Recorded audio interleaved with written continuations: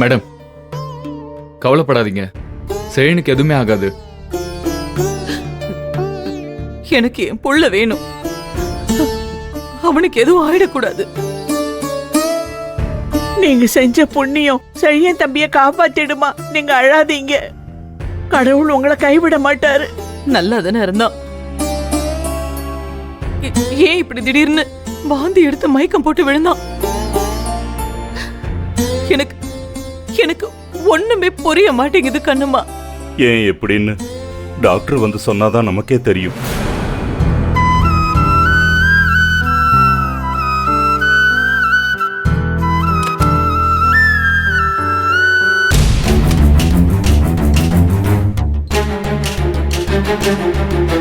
இந்த வேலைக்காரியோட நடவடிக்கையே சரியில்லையே.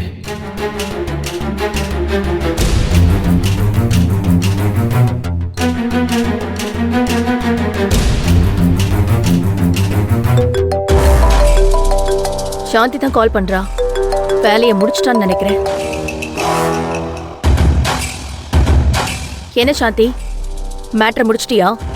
மேடம், நீங்க சொன்ன மாதிரியே செஞ்சிட்டேன் மேடம். அப்ப என்னோட மெயின் எதிரி காயத்ரி ஒளிஞ்சா.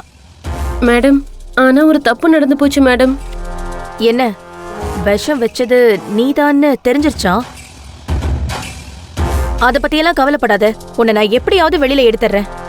ஐயோ மேடம், அது இல்ல, இது வேற. வேறன்னா?